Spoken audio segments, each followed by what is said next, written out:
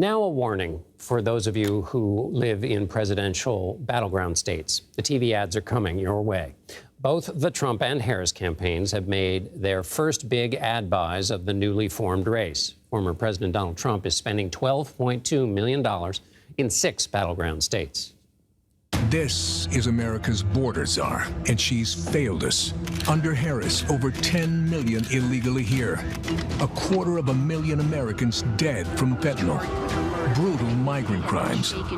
And ISIS now here. For her part, Harris placed a $50 million ad buy Tuesday, and she is expected to tour battleground states next week with her soon-to-be-announced running mate. The one thing Kamala Harris has always been: fearless. This campaign is about who we fight for. But Donald Trump wants to take our country backward, to give tax breaks to billionaires and big corporations and end the Affordable Care Act. But we are not going back.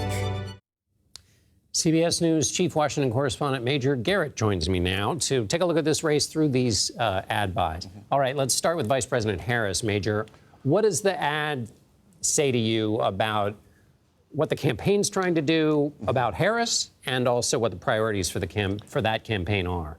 So national campaigns are about using your strength and responding to the perceived strength of your opponent.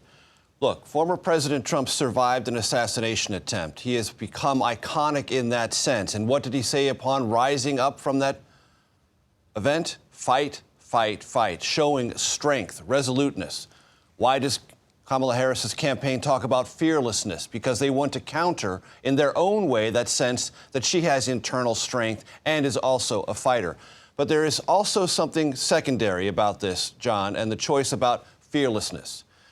Democrats, remember the 2016 campaign, did not regard Hillary Clinton as fearless up against former President Trump. They've regarded many other Democrats and other Republicans as cowering in the face of what comes from former President Trump, rhetorically and otherwise. And Democrats want to know, and maybe independents want to know as well, can Kamala Harris have the fearlessness required for the test of the mettle that is a national campaign? This ad is trying to answer that question.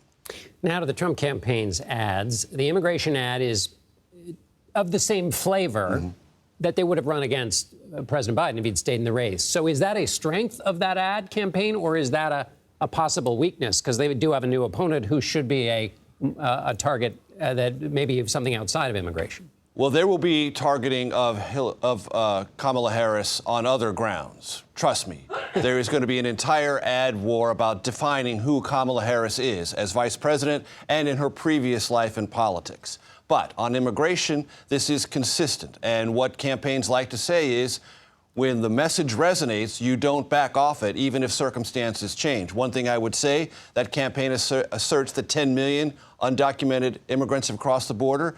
The official number is 8 million, and that's not 8 million individuals. Many of those are counted multiple times because they're multiple border crossers. Why? Because they're caught, sent across the border, and they try again. That may be a distinction that doesn't matter that much, but it is important to lay on the table. What the Trump campaign believes, and what has been a persistent problem for the Biden-Harris administration, now it is a campaign led by Kamala Harris, immigration has vexed Republicans for sure, and increasingly independents. For the better part of 2 or 3 years, John, the Trump campaign believes, and there's reason for it to believe, this is a winning issue, and it will try to be aggressive about it continuously. And so then, briefly, last question, Major, is what's the Harris campaign's retort on immigration, or is the retort to change the subject? Partially to change the subject, to build out and reinforce Kamala Harris's biography as the Harris campaign wants it to be defined, continue to maintain that momentum that's been achieved in the last 2 weeks. Not an easy thing to do. But if there is an answer back on immigration, it is this: that as Vice President and President Biden supported a bipartisan deal that was entirely along Republican lines in terms of border security. None of the longstanding Democratic priorities in terms of comprehensive immigration reform. The person in politics in America who killed that deal was former President Trump. That's the answer back. That's where this will sit. Major Garrett in Washington. Thank you so much, Major.